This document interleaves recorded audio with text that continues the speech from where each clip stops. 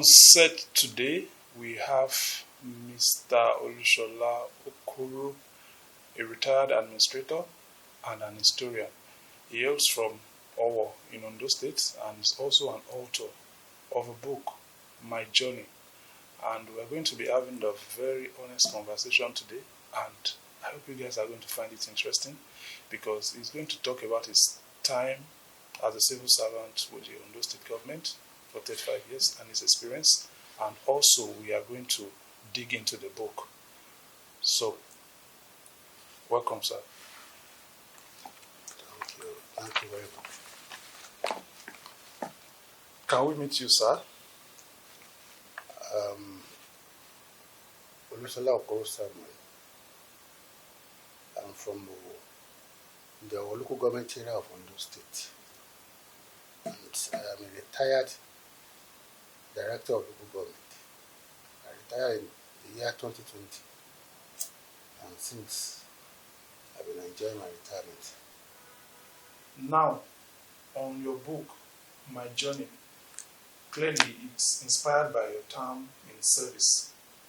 Can you share your experience? Thank you very much.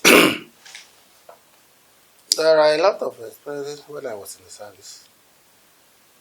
I work in the local government, and I deal with people at the grassroots.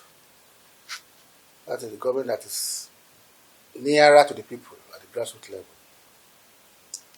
So, my experience, what I experience can be grouped into two. My experience with the people at the grassroots and my experience with my co-career officers. During the period that I was in the service, we were being transferred from one local government to the other. And since we have people from different backgrounds, and there must be individual differences among our people. More importantly, the state that we are now are made up of some major ethnic groups. We have the Akokos, who speak Akoko language. We have people from the riverine areas, the Elijah people, the Okitokwa people, the Kale people. Then coming down to the central, where we have the Akures. So, like I said, people are with different background and they are with different characters. Some people are friendly, some people are not. And the way people see you, you may not see yourself like that. And the perception of people about you, they are different from one town to the other. So that is by the way. For example, when I was at Ikale land, people showed so much love for me because of my characters, because of my way, because of my interaction with them. Whereas in other areas like Akoko, the case is quite different.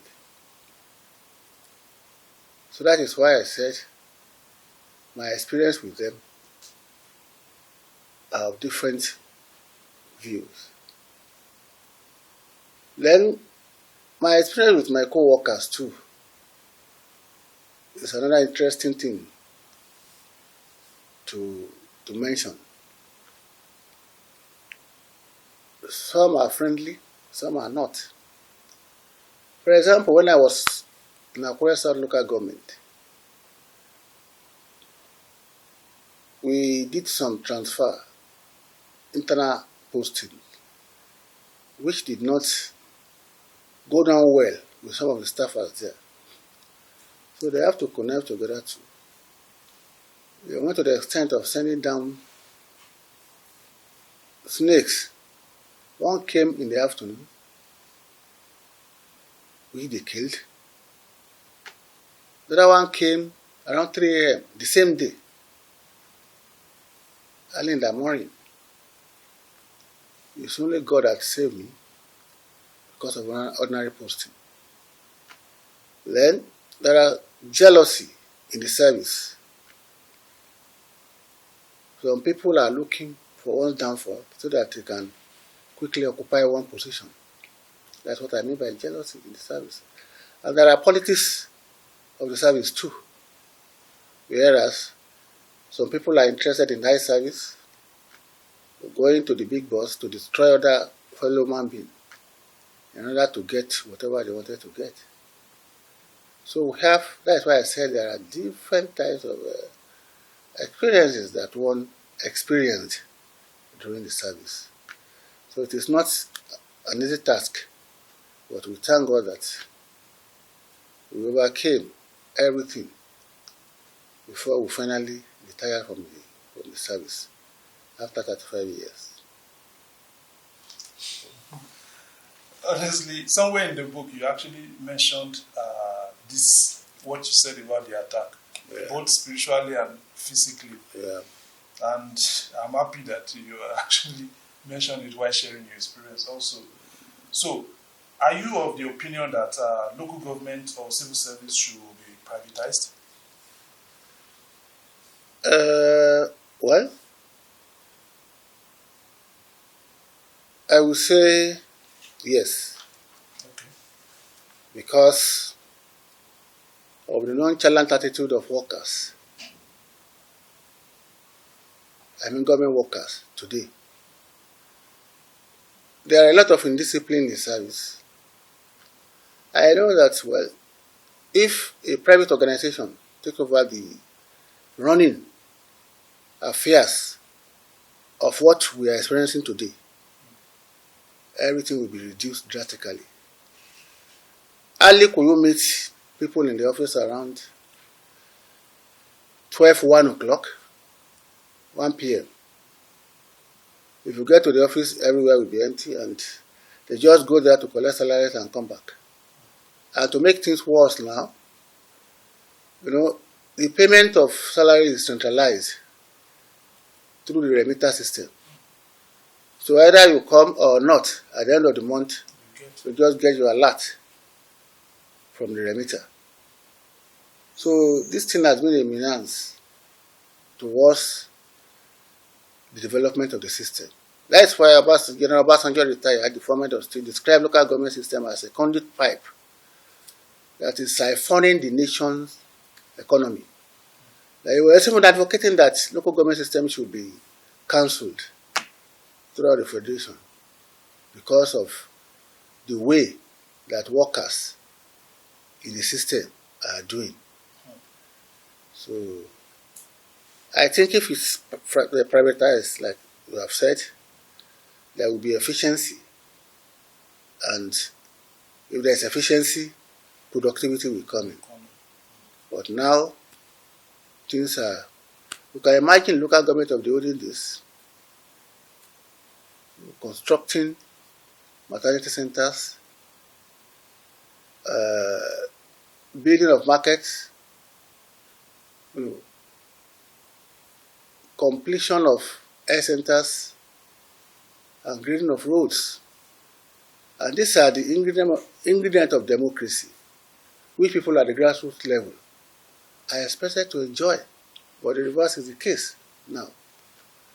I don't think there's any local government today that can boast of providing all these social amenities. The government has its own fault. That is, the governors in the states in Nigeria today, they almost paralyze local government administration by not allowing for financial autonomy for local government. The federal allocation that is supposed to come directly to local government is being sandwiched by some governors, thereby paralyzing the activities of local government system. And that one defeats the purpose of creating local government to the people at the grassroots.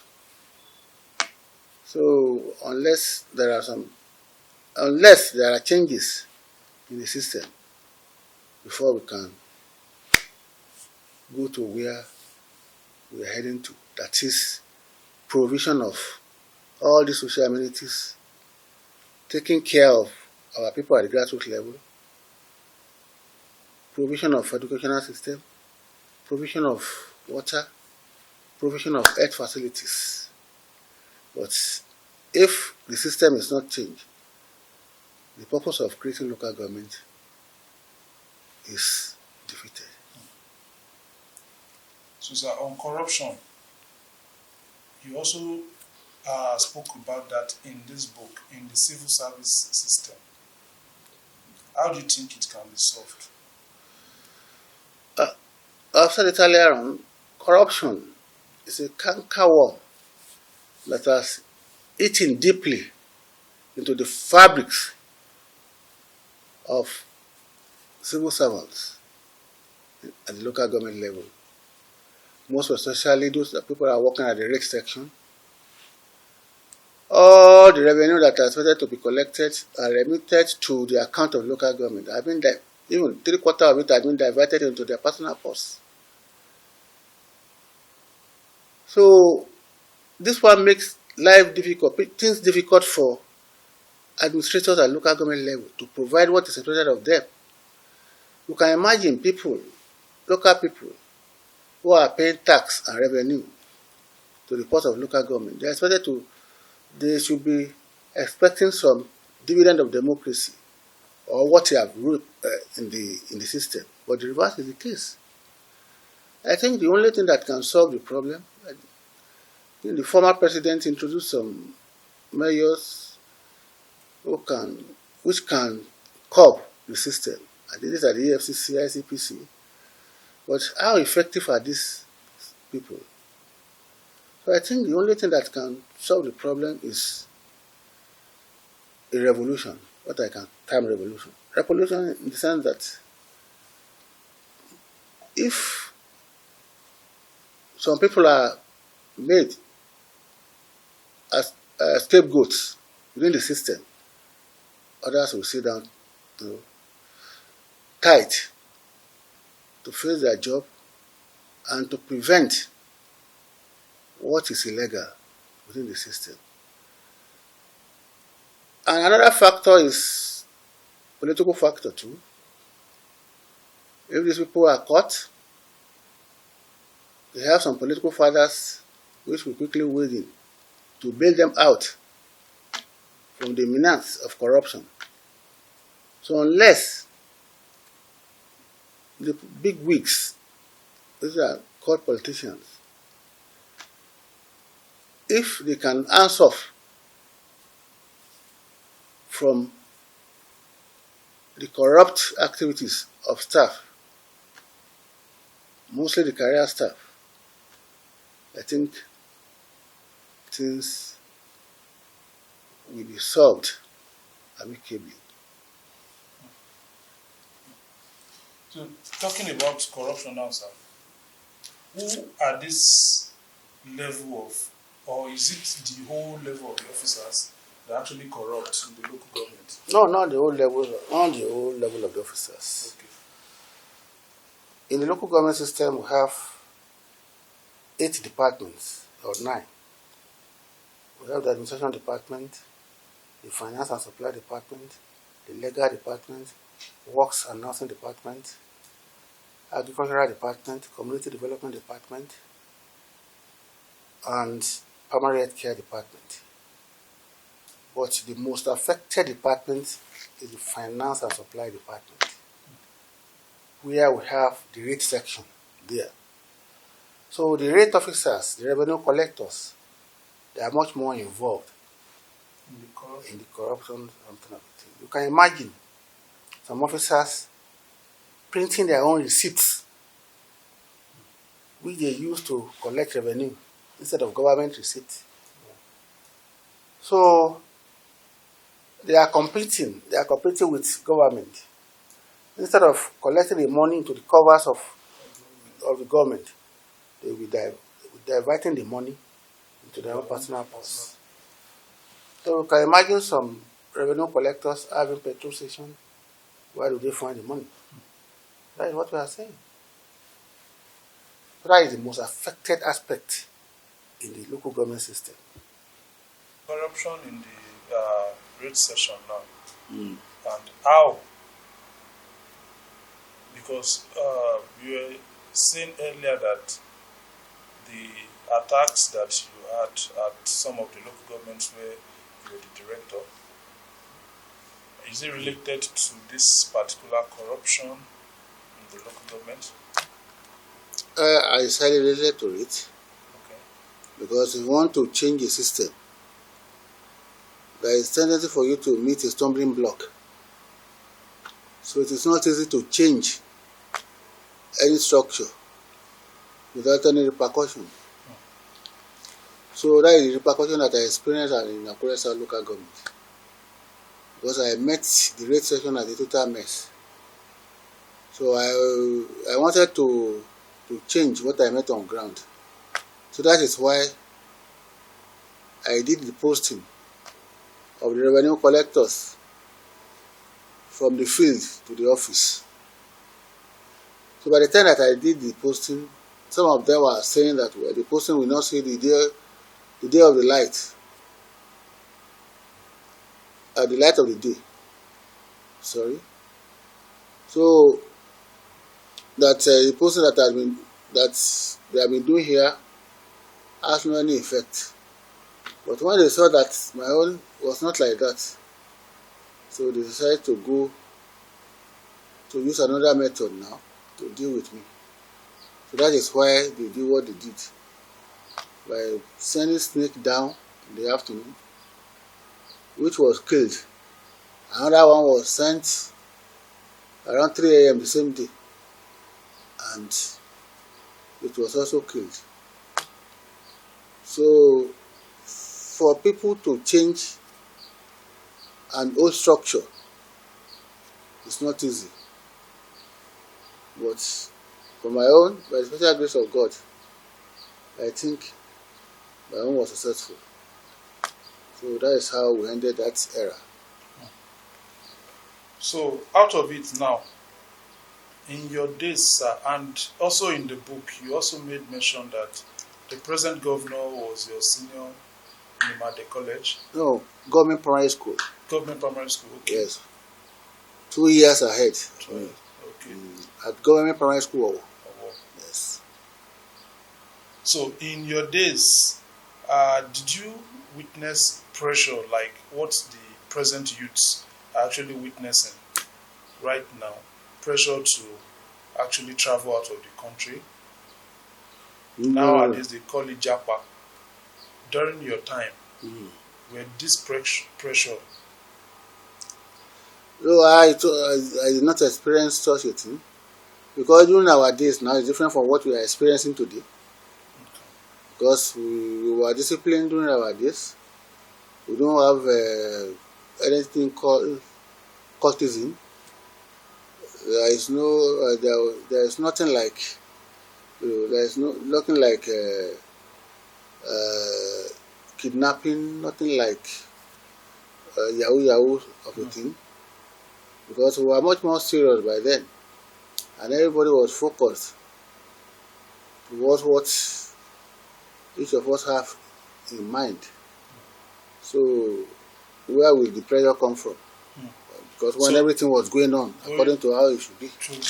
So you feel that the pressure that the youths are facing today is as a result of all these vices in the society? Exactly. Not the vices alone.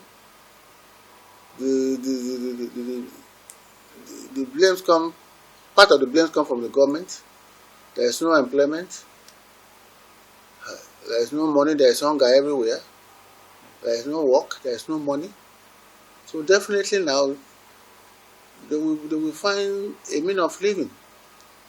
So that is why people are agitating to travel out of the country to look for a green pasture. Unlike in the past, now before you finish your secondary school or university education, the government, the job will be waiting for you. And the government will provide vehicle and all those things. But such a thing It's not existing today. So that is why I would not blame the youth now. So they will have to find means of living. Those things, sir, do you think they are still possible to happen again in Nigeria? Where government would give people cars or graduating employment and everything? It can happen unless we have a good leader. We have all the resources, we have everything. But we need a good leader who can harness everything together and take the country to the promised land. Because if you look at the history of Nigeria, from the period when we had our independence up to the present moment, if you look at the history of our leaders, you see that there are nothing to write home about. I'm sorry to say. So, unless we have good leaders who can coordinate the affairs of the country together, who can harness the resources, leaders who will have the fear of the people in mind. The fear of the people, not the fear of God. I can say the fear of God too, okay. And the fear of the people, so that they can provide good government. Okay. And if there is good government, well, I think something positive will come on board. So, sir, we are going to digress a little bit from the topic, because you mentioned the fear of the people and God. Yeah. Nigerians, about leadership now, they are always of the opinion that let's pray to God to give us good leaders. Yes. What is your own angle of view to this? Do we need to pray to God to give us a good leader? We need to pray to God to give us good leaders, because it is God who can direct what is good. Because we need fervent prayers so that we can have a good leader. Have we not been praying, sir? Huh? Have we not been praying all this while when we are for this? We have been praying, but our prayer is here to be answered now. Our prayer is here to be answered. We have been praying. I think it took the Israelites almost 40 years before they can pass through before they can go to the promised land. Yes. So ours now, we are just 62. So if you continue to pray, I know that one day God will answer us. God will answer our prayer, so that we can have a good leader who will have the interest of the country at heart. Okay. On the final note now, sir, what are your advice for people serving in various ministries from local to state and federal level? My advice for them is that they should be dedicated to their job. They should be honest. They should be transparent. Because it is only God that gives money. It is only God that makes somebody to succeed. So they should know. They should learn. They should know about the job first, instead of seeking for money. So if they know the job, the money will come. But nowadays, you see, majority of them, they're after money. It's money. You see this money, you see that money. So they should exercise patience now. If they exercise patience, definitely money will come. So that is my advice to them. And they should be dedicated to their job, and they should be honest. They should be transparent, and they should have the fear of God on mind. That is my advice to them generally. So, focus. This book, My Journey, where can it be purchased?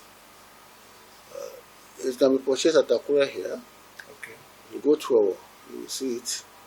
If you go to Ibadan, you will see it. These are the few places. If you go to Abuja, it's there too. Okay. Yeah. So, sir, for just 1,000 naira only. Okay. Is how much, sir? I said it's just 1,000 naira only. Okay. For those that are actually viewing from people in top ministries and other corporate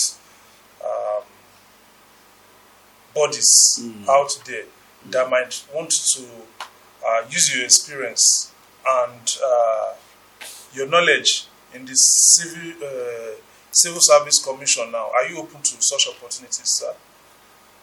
Yes. Okay. Yes. Always available. Okay. To give my best to people, to share my experience with people. I mean my experience at local government level. Okay.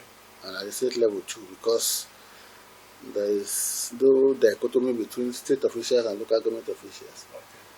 So we use the same rules and regulations, we use the same guidelines, and we operate the same system. It's only that there are some little differences.